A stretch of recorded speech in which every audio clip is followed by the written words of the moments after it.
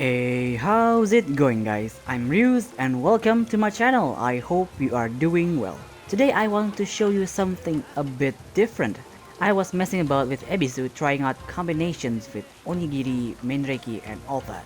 And I found this surprisingly powerful build. This deck plays really late game, but I will show you how to deal with aggro decks while building up your boards. So let's jump straight into the deck rundown, shall we? Well, I was really frustrated trying to work on Oitsukigami's level 3 card, so I tried to shift my attention to other Shikigami, and this is where I end up. The deck plays really late game, but if you can stall into late game, you can literally one-shot your opponent from 30 health. So first up we have Ebisu. He's the one that will enable our OTK setup and buff up our Shikigami. For him, I'm bringing one Bless. This is a pretty risky card, but if you use it when you have one Shikigami left with the lowest level, you can at least have some control to who it will level up. Then we have two Good Omen. Since we're playing super late game, this card is basically a budget version of the SSR, and that's exactly what we need. Then we have one Calamity to Blessing. Most of the time you won't be seeing this card, but being able to revive a Shikigami when leveling up is really good. Then we have to Evolve for that stats boost and Soaring. Most of the time you won't be able to use Soaring effectively, but since in this build we have Awandon, that Soaring will be really useful to push for damage. Then we have one 10-day Ebisu Festival. This card in my opinion is as scary, if not scarier than Genkuro's SSR because of the insane stats boost, and we get a free card too. And lastly we have one Travel. Most of the time we will have to prioritize either Ebisu and Awandon when leveling up, and this card will reward you if you level up Ebisu first, since this will make your other Shigami an instant level 3, and that will enable you to do your late game setup faster. Then we have Miketsu. She will be our OTK enabler and attacker. For her, I'm bringing one Expel Arrow. Since I'm only bringing one of these, I have to be really picky when it comes to which form that I really want gone. You can bring two if you want, so you can get more flexibility when fighting against opponents that use many forms. Then we have two Harvest. A charge gain card with a draw on top is really good and very useful for this deck because we need to get to our combo pieces faster than our opponent. Then we have two Hunting Prayer. I think people sleeps on this form and prefers the SSR instead, but I would argue that this form is better than the SSR because it requires little to no setup, it has higher stats, and most importantly, it does crazy stuff when combined with Dispel Arrow. Then we have one Evolve to make her immune when using Burst, and two Dispel Arrow. This card will be your finisher card, and as long as you can get Miketsu to high enough attack, you can easily one-shot your opponent. Then we have Awandon. Since we use a lot of orbs, Awandon is really useful, and she can also be our emergency tanker if needed. For her, I'm bringing two Ghost Stories. I would recommend using this card to search 2 cards at a time instead of 3 because we usually need that one extra orb to defend ourselves. But yeah, this card is crazy good to search out our combo pieces instead of relying on random draws. Then we have 2 Enlightenment. I think Abisu's level up card is garbage, so I'm using Awandon's level up card instead. Then we have 2 Fire of Tails. Gaining an extra lantern support is a godsend for this deck, and this form basically enables your trigger card to be always active on your opponent's turn. Then we have one Undying Flame. If Karasu Tengu dies and you literally got no one else to defend yourself, this is a very good option to use to tank your opponent. Then we have one Evolve to make it easier to use Undying Flame. But if you want to bring the SSR instead, that's also a valid option, but I wouldn't recommend it. And lastly, our always so reliable, friendly, and easy to use tanker, Karasu Tengu. Since I already showed him so many times now, I'm just going to explain what he's going to do in this build. He will be a tanker in early game, and in late game he can definitely be an attacker too, thanks to his Evolve giving him extra range attack. And the reason I'm bringing the trigger card is because we have Awandon, and that will enable the card to be always active and keep Karasu Tengu alive longer on the field. Well, that's about it for the deck rundown. The only advice that I can give you is try to level up either Awandon or Ebisu first so you can get that extra orb or extra health. And I think this deck needs time to get used to, so take your time. That aside, let's move on with the replays. Our first match is up against Tamamo Aggro. They will play pretty fast because of King Yohime and Tamamo spell spam, so I will show you how you can handle them spells while also building up your board. Our hand is looking pretty heavy, but we can manage. They get the first turn, they activate Floral Breeze, then attack directly with King Yohime and pass.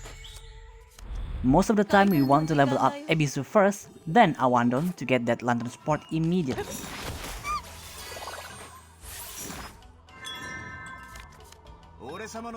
On their turn, they activate Drunken Inspiration to draw a card, then they kill our Awandon with Shuten. After that, they heal Shuten and pass.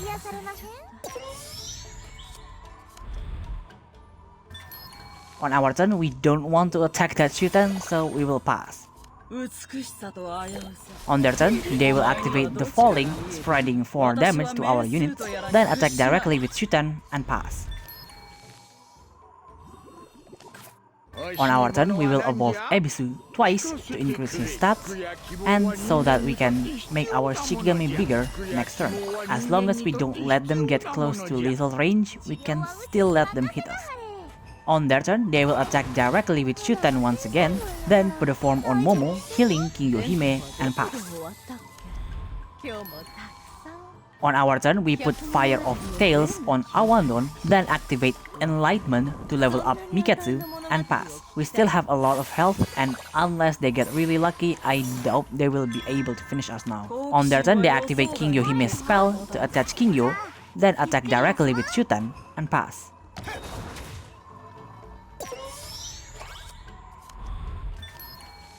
On our turn, we activate Wind Chase to move Karasu Tengu, then we evolve Miketsu and pass.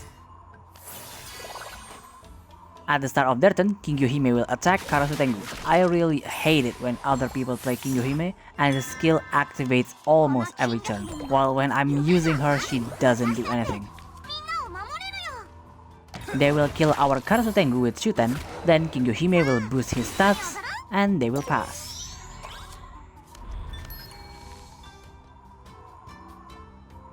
On our turn, we activate Dispel Arrow on Shuten, dealing 8 damage piercing, then attack directly dealing 6 damage. And because Ebisu has Soaring, we activate Lantern Support, then attack one more time and pass.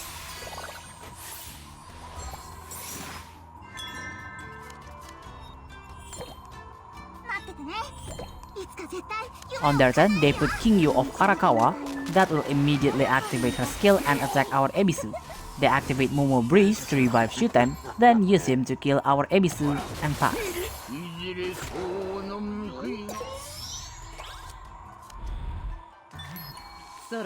On our turn, we are going to end it this turn. We put Hunting Prayer on Miketsu, then activate Dispel Arrow on Shuten. But because we don't have enough charge, we have to do it manually like this. And with that, we just won the game. Our second match is up against Divination Genkuro. In this match, I will show you that this deck can easily outpower the opponent when stuck in a long grind game. We just need to be careful of Enmusubi and Genkuro Swarm. They get the first turn, so they will put Gorgeous Dance on Sakura and pass. On our turn, we level up Karasu Tengu, then attack directly and pass, leaving 1 orb so we can get a Lantern support. On their turn, they activate Foxclaw, almost killing our Karasu Tengu. Then they activate Enmusubi's field and pass.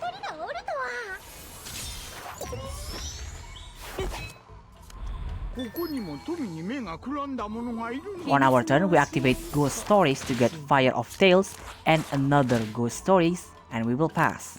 We can take our time because they won't be dealing huge damage anytime soon. On their turn, they attack directly with Genkuro, then activate Falling Sakura to kill our Karasu Tengu and pass.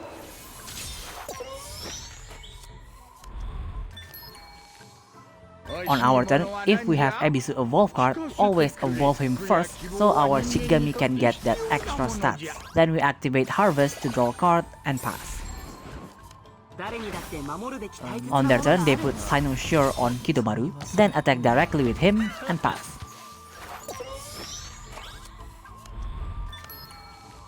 On our turn, we attack their Kidomaru with Miketsu, then put Hunting Prayer on her. We activate Lantern Support to get one orb, then attack one more time to kill their Kidomaru and pass.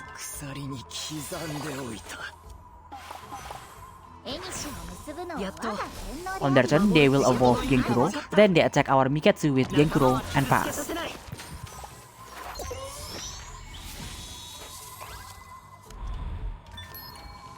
On our turn, we level up Karasu Tengu, then attack their Genkuro. After that, we put Deadly Flock on Karasu Tengu and pass, dealing 1 damage at the end phase.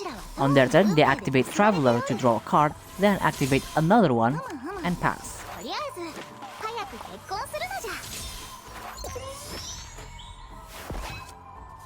On our turn, we put Fire of Tails on Awandon, then attack directly with Karasu Tengu. That will destroy their field, and with Awandon's form, our trigger card is always active.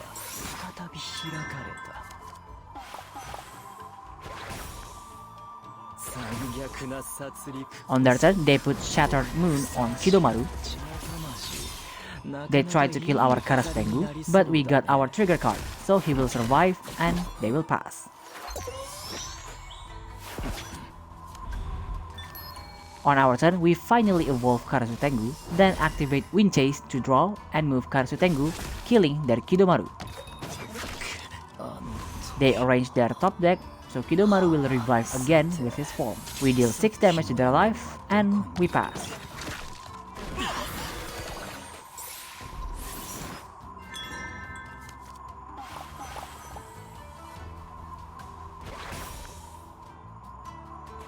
On their turn, they activate Shura's Lock, almost killing our Karasu Tengu. Then they activate Blossom Snow to kill Karasu Tengu and our Miketsu. Our main attacker is now dead, but fortunately we still have Awandon.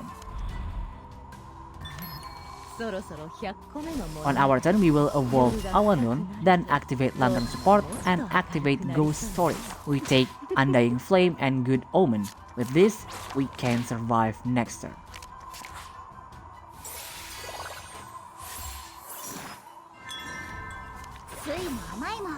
On their turn, they will evolve Kidomaru, then attack directly, dealing a massive 10 damage. After that, they activate B together to redraw their hand, and their health is full again. This is not looking good for us. On our turn, we put Undying Flame on Awandon, then use her to attack. She will die, but because of the form effect, she will revive on the combat zone using 1 orb. We activate Lantern Support and pass. Unless they have a combat card, we should be safe. On their turn, they will ram Kidomaru, killing both of them, and both will revive.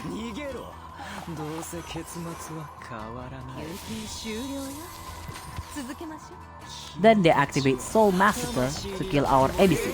This means we can't end the match faster, but we can still manage. On our turn, we put Deadly Flock on Karasu Tengu, then attack, killing their Kidomaru. After that, we activate Lantern Support, then we evolve Miketsu and pass. We basically got our setup, we just need to build up our power now. On their turn, they activate Hatsune no Suzumi to revive Kidomaru, then put Blessed Encounter on Enmusubi. Oh no, we do not need that form bothering us at this stage. On our turn, we activate Expel Arrow to kill Enmusubi. Then we evolve Karasu Tengu one more time and activate Wind Chase to kill Kidomaru. Ebisu will revive next turn and we should be able to end them.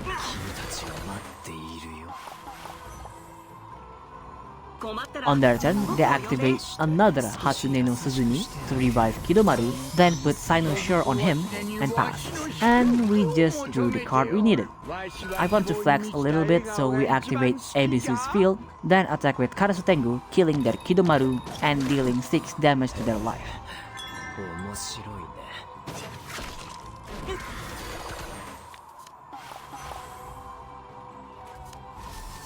On their turn, they activate Flower Cloud Oath to deal random damage to our unit, then attack with Genkuro. After that, they activate Fox Ballad to heal Genkuro and pass.